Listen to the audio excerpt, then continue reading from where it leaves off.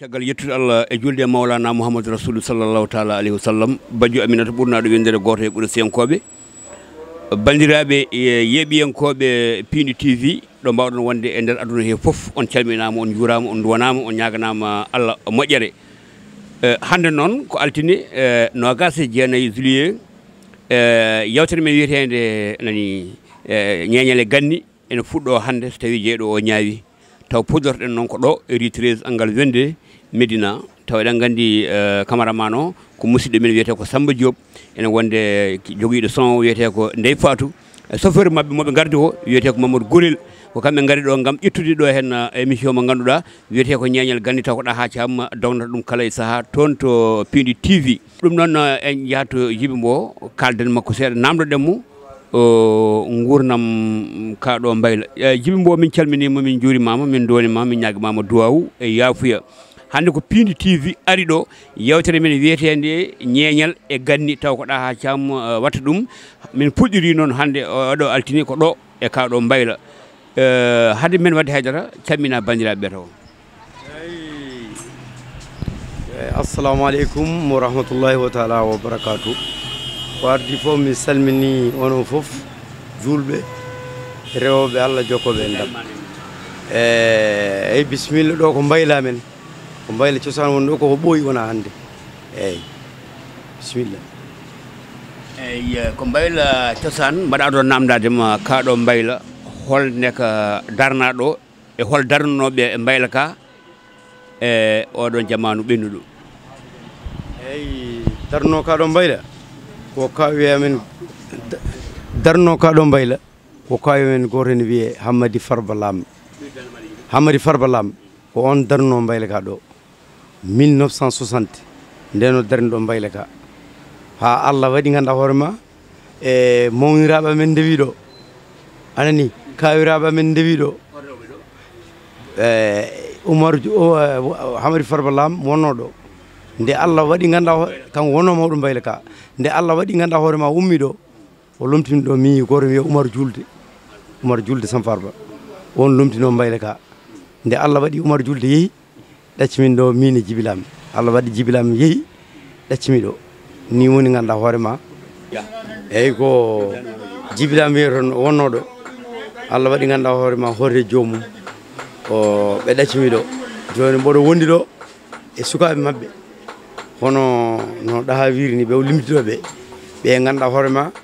ko ɓe gondum ɗo e mbayla he ha oɗo saaha joni e Allah no walli min noon min goni ɗo e teddugal e welede Allah e kala ko min dañi ɗo ganduɗa hoorema emin jetta Allah emin juulayne Allah sallllahu alayhi wa sallam par ce que kala ko ganduɗa hoorema hunde fof min dañi ɗo hunde fof min teddugal fof min dañi ɗo e nunɗal fof min dañi ɗo emin jettiri ɗum noon Allah badɗumo eyyo eyyi Djiby Mbo Allah jarama golle ma jooɗi peewi a haali mbiɗa wonnoɗo ko Hammadi Farba Lam miñi ko ne wiye Oumar Julde Lam Allah nawtiɓe to Sara Gonga kejjuɗɗa ɗo e oɗo mo ganduɗa wiyete ko Djiby Lam ɓeɗo joni ɓe oɗo lam mo kalta ɗo mata wonko ɓe jiiri de eyyi kamɓe koɓe famille goto ko famille goto woni ɗo famille goto mo ganduɗa hoorema kamɓe fof ɗo ɓe jiidode ɓalli par ce que ko hakkude neɗɗo tan e ɓiyum e hakkude neɗɗo tan e baɗum e ko way noon ko famille tigui woni ɗo wona ganduɗa ko jiiduɓe ƴiƴam gotam woni ɗo wona ko ƴiƴam gotam woni ɗo kamɓe fof jiidu foof jiiduma e baaba eno pamirta voilà eyyi joni wiyama ɗo e dammal he winda ɗo ko Mbowe Lam pourquoi Mbowe Lam eyyi sa yi Mbowe Lam o woni ko famille ji ɗiɗi goni ɗo famille Mbow e famille Lam par ce que ko ɓe goni ɗo Lam o woni Hammadi Farba Lam kanko woni cosɗo mbayla o Mbow woni baɗiraɓe makko e ɓe o nani ɗo e mbayre he ha ganduɗa hoorema dañi lomtademo ɗo e mbayla he ɓen goni Mbow kono cosaan o ko Lam tigui woni mbayla ka woni Hammadi Farba Lam e Oumar Julde Lam ɓen goni mbayla ka heddiɓe noon ko baɗiraɓe makko Djiby Mbo en anani Dahaa Thiam en e ko wayno Abdoul Dia en e ko way noon Matar Niass en e ko Amadou Tidiane Diop en e ko way noon ɓeɗo ko ɓe gonɗo e mbayle he ɓe ganduɗa hoore ɓe fof ko famille goto voilà eyyi jibi mbo mbaɗiɗi kalnami mawɓe mbayla ka oɗo saaha mo gonɗen e almuɓe mbayla ka ɓe ganduɗa ko janggoɓe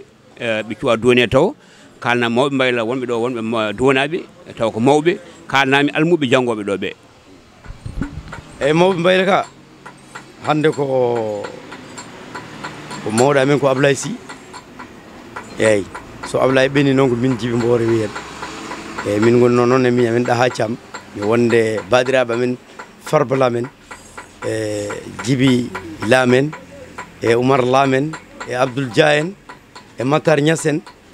e ganduɗa hoore ma ko ɓe gonɗo eyyo ko wona ɗum ko Djiby 1960 e hande en wawi won duuɓi 60 wadde mbayla ka ɓooyi hono noon so ɓooyi feewi moƴƴi Allah ne wela kono gongane ene tawa gongane tawa ɗum noon ɓaɗen gari ha ɗo oɗo saaha joni mo gonɗen mawɓe wonnoɓe ɗo ɓe holko wanma marqué mabɓe holko ɓe goppani on ɗo holko ɓe liggini on par ce que kala ɗo cukalel garguel tawi golle ne golla walla golle guese ne lewa heddi tan ko remde on joni son jiiɗi haalande min mbaɗo guesa lewaba mawɓe honno ɓe lewri mbaɗo guesa holko woni hen eyyi ɓeɗo mawɓe eɓe ɗaldi min ɗo ganduɗa hoorema dongal manggal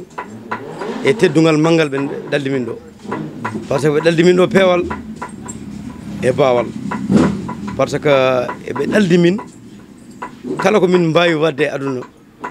hewde e famdude yarawne moƴƴi yarawne yuɓi yarawne yooɗi yarawne moƴƴi ko ɗum ɓe ɗaldi min ɗum mbasimi min mbi kala kaɗa waɗa e aduna waɗ ko moƴƴi par ce que junngo so ɓooye gaska tan ko jaam tawirol eyyi ko ɗum tagui ganduɗa hoorema ɓe tindani min hen ɓe darni min hen ɗum tagui noon minenne kala garɗo koye gon felo rewata min kolluma peewal min mbanma e lawol peewal min kolluma kahe janane ko kahe janane kahe ma ko kahe ma kahe janane koko renete koko fewnte ha jomum welto jiyana wonde dañano artiri sa yimɓe ne jaa ene garta ko peewal ngal par ce que peewal ngal il faut ngal ko ardi foof peewal ɓuuri moƴƴude sa feewi tan dañata hunde foof eyyi heddoto noon ko neña ko heewi walla ko famɗi kono kam ka e nder peewal e kam a dañat hen gurdam ma saabu ɗum ko Allah wonde peewɗo eyyi bisimilla mawɓe 1960 haɓe naati 80 et quelque eɓe ɗo hol matiére ɓe tafanno hol matiére ɓe tafanno kamɓe mawɓe to banggue cuɗari eyyi alhamdulillahi rabbil alamin kamɓe mawɓe nde min tawi ɗo min tawi ɓe tafa ɗo sasal on saaha ko sasal joli woni ƴetta kanŋe sasal e kanŋe piiri jillodira tafa ɗum eyyi walla kalisma ɗo kadi e min tawi eɓe tafa ɗum ɗo ko ɓuuri hewde eyyi on saaha noon ne muusi par ce que tafde ɗum ɗo ko jamɗe tiɗɗe jamɗe ganduɗa hoorema tafde ɗum ha gayna ha ɗuma e on saaha e koɓe jomnoto ko ene muusi no feewi kono noon eɓe maddi hen tan ganduɗa hoorema fulla mabɓe fayida mabɓe eɓe tafa kamɓe eɓe tafa jawe on saaha ko jawe kalkal on saaha ko jawe simenaje on saaha ko cakkaji korwal on saaha ko cakkaji ɓutti wona tokosi hande no hande ni ko jawe kalkal e cakkaji mawɗi korwe mawɗe e trefeje mawɗe e lewru e hoodere cakkaji ɗum taw mawɗi aɗa cakka temedere menkelde cakka capanɗe jeegom capanɗe jeetati menkelde on saaha ko nden jeeɗo ɓe ɗum ɓe tafanno kamɓe ko ɗum ɓe kawri eyyo bisimilla eyyi ko ɗum ɓe kawri ɓe jeehi ɓe goppi on ɗo ononne oɗo saaha e oɗo jamanu e ngoɗo weeyo hol façon matiére ji tafgude kawri ɗon minen min kawri ɗo joni ganduɗa hoorema ko tafgoji moderne andi kala ko jiiɗa e aduna eyyi kala ko jiiɗa e aduna ko jamanu noon yarata kone wayliya kamɓe ɓe jeehi ɓe jaade jamanu mabɓe minen min gari min garde jamanu amen oɗo saaha hande ko ɓuuri yiɗede woni ganduɗa hoorema gueɗe cewɗe wona gueɗe ɓutte wonno hande bon tuuba kagal ngal e gueɗe mbaɗe noon ganduɗa hoorema e gaddani en kala keɗen mbatte en natti yidde ko mawni ko famɗi ko horonde yo famɗu jawo yo famɗu cakka yo famɗu gueɗe en fof ko yo famɗu jiida eno jamanu nde noon ni kamɓe sukaɓe ko ɗum kala kone tafe hande kone famɗi Moussa Traoré tokoson en ko wayno ganduɗa hoore ma cakkaji tokos en cakka menkelleje sappo en ande ne weyodire cakka capanɗe joyyi menkelde ha cakka menkelleje nogas en ande ne weyodire cakka ganduɗa hoore ma capanɗe joyyi menkelde eko way noon kamɓe sukaɓe joni arɓe joni ɓe ganduɗa hoore ma ɓe jiiɗi koko famdi eko yaade jamanu ko ɗum tagui noon ganduɗa hoore ma Allah waɗi min ganduɗa hoore kala koɓe cohli Allah ne hokki min ñeeñal wawde waɗande ɓe e ɗum emin jaade mabɓe e ɗum eyyi aduna yaata tan kono yaaha e on saaha ɓenni oɗo saaha amin gonɗen oɗo saaha nde ganduɗa hoore ma Allah andini so oɗo saaha ɓenni holko arata eyyi neɗɗo wawi haalde tan koko ganduɗa hoore ma tawa joni ko eko ɓenni ko yino ko ko heddi ko noon ko Allah andi yo Allah waɗan en jaam arne ceerno indema e yettode ma indema e yettode ma min mbiren ko Farba Lam eyyi ɗo gonmi Mbayle he hol sababu ma e Mbayle he sababu Mbayle ke tawmin tawɗum ko jinnabam taw ko jinnabam min gondo ene gonde jinnaɗam Jimbo woɗɓe joni mi tawi ɗo hen kamɓene jangguɗa Mbayle walla eyyi ko ɗon janggo Mbayle jangguinen Mbayle ko babam ha ɓoy bam sanki après dukkuɗum patum e junggo miñi kono wiye Djibilam on kadi sanki patum après kanko duuni kam kanko Djibilam cankiɗo kanko duuni kam eyyi après noon ha joni koye kamo min gondi minen gondi Mbayle Djibmo eyyi minen gondo ko liggoɗa ɗo ko ɗum ɗo wiyete ko sop ɗum ɗo ko sop ɗum ɗo woni be kañum yarnirte kalis eyyi kañum yarnirte kalis watte hen ko kanŋe waɗe hen ndiyam waɗa courant mbaɗi tan courant kañum jarnirta so mbaɗananuma Farba Lam golle hanki ɗe golle hanki Mbayla e golle hande est ce que ne serti walla ala eyyi arandi min kam golle hanki ɗe mi tawaka no fewi ɗum tawete golle hande eyyi mon nan noon mawɓe kaala arneɗo fof ko tawa tan wawata haalde minen golle amen hande en mbawi wiide no muusi kono mawɓe nden mbiyanno golle mumen ɓuuri muuse golle hande ko taki golle mawɓe ɓuuri muuse hanki eyyi arandi golle nden mawɓe nde kañum hunde fof mbaɗirta ko juuɗe mumen podirta ko juuɗe mumen miccirta ko juuɗe mumen mais noon alhamdulillah hande Allah addi machine ngaji mbaɗi fof hande ko hen min podata hen min waɗa fof kala ko ganduɗa hoore ma aɗa waɗano ɗum balɗe balɗe tati aɗa wawi waɗa ɗum ñalawma goto liggoɗa ɗum eyyi ko ɗum tagui ɗum serdi wona ɗum ko duwaneɗa e joni no foti duuɓi somi juumani 2004 duwanami eyyi feere joni hande eyyi ɗo joni wadde ko hoorema liggontoɗa eyyi ɗo joni hoorema liggontomi ko mbasirɗa sukaɓe janggoɓe oɗo saaha e oɗo jamanu janggoɓe Mbayle ɓe walla janggoɓe meccal gongal holko mbasirtoɗaɓe mbasmi tan ko neɗɗo kala ko mbaɗa e janggude koma muña kadi jaaɓa kadi rewde caggal ceerno ma kala ko ceerno ma wima ya wat mbaɗa ɗum ɗon sa waɗi ɗum tan a limsitta janggo kono so tawi tan ganduɗa hoore ma a rewi goɗɗum wattanmi hoore ma a liggo tan kono a dañata ko jiɗɗa ko sa yi min hande min jooɗi ɗo hen min dewna koye lawol min dewna ko koyɗe moƴƴe ha to min jiiɗi yaade min kulɓinta min kuula yaade ha hande ɗum rewi min ha hande hayso min ƴeeŋi hande ko ɗo min jotto e damal Mbayle min jara hay nokku ɗum tagui min Allah hokki min ko Allah hokki min ko hayso min dañani hen ni jawdi ha heewi walla oroji walla goɗɗum nundal ngal kam nan ɗo kala ko jomum totti min ko ɗum mi tottide jomum eyyi e mbiya noon pulaar ne heewi wiide jawdi lamdi ndi hewata mara ko noon Allah hajiri minen kala ko joomum hokki min so Allah jaaɓi joomum ɗum min dokkita ɗum inchallah Allah jarama Farba Lam annene kaw indema yettode ma indema e yettode ma kañum nde inde nde ko Abdoulaye Sy inde nde ko Abdoulaye yettode nde ko Sy kadi so wonti photo papier original o ina namde Fouta e Coumbaru Damgay Lemunaar ɓuuri wiyete o Guijo noon ko ɗon woni peeñƴi meɗen 1950 kadi nde Allah hoddiri umma toon mecce ɗe ne janggi e kadi taw ɓendi e ɓernde ara ɗo ko 67 nde Allah addi ɗo neɗɗo 67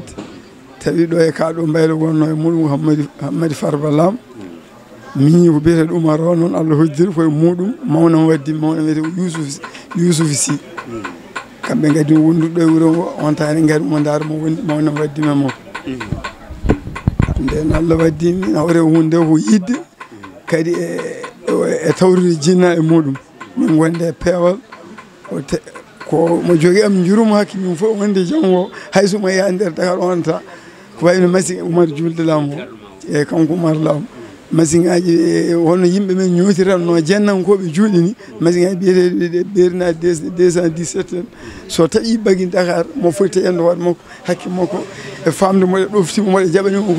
ko liggotomi ko abbeki no weɗimo jamma e ñalawma ko noon taƴinirten bagui o ñoota mi ñooti non comme mo wona almude ni Abdoulaye Sy 1960 mbayla ka sosaɗo a garɗaɗo ko 67 joni noon jinnaɗon ko seeɗa tuggandema 60 nde ka sosaɗo ha 67 nde garɗa ɗo nde ha hande ɗe gonde 2019 holno jiruɗa mbayla ka yettore woni Allah ko awdi moƴƴironi mbayla ka saabu on ta kanko hammadi ndo ari nde ko miño beete Oumaro adi mo ɗannade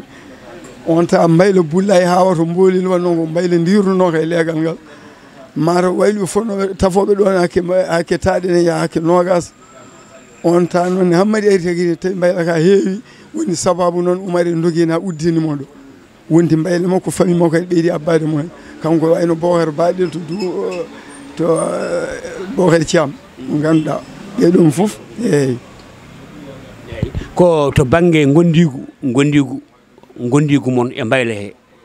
hono sifori gondigu mbay wuude ko dende awande e nder gawdi moƴƴiri no jimbirno mami nem ɗum ruttante saabu kanko hammadi o e Oumar o fof ko Allah ne fecciɓe koɓe yimɓe timmuɓe to banggue kini wiya neɗɗagal andu neɗɗagal noon yimɓe ne cikka neɗɗagal tan ko ɓandu neɗɗo ndu rendude woni neɗɗagal kono neɗɗagal wona ɗon tan koɓe yimɓe hew muñal fagguiɓe guila to enɗam mabɓe e jeeyaɓe Allah serna mawɓe kala hanki men so wonti en duttano hanki men foof ala ko ɓoccitiɓe saabu mo wawi limtude hewɓe e wiyeteɓe guila e Guella e Ali Fall en mawɓe meɗen nalankoɓe Guella e Ali Fall ɓeɗon foof min mi yiiɗi ɗum guitan wan noon Oumar ko garante Oumar o ko garante noon no fewi Guedda Moussi en Abdoulaye Thienel en ya ko abbe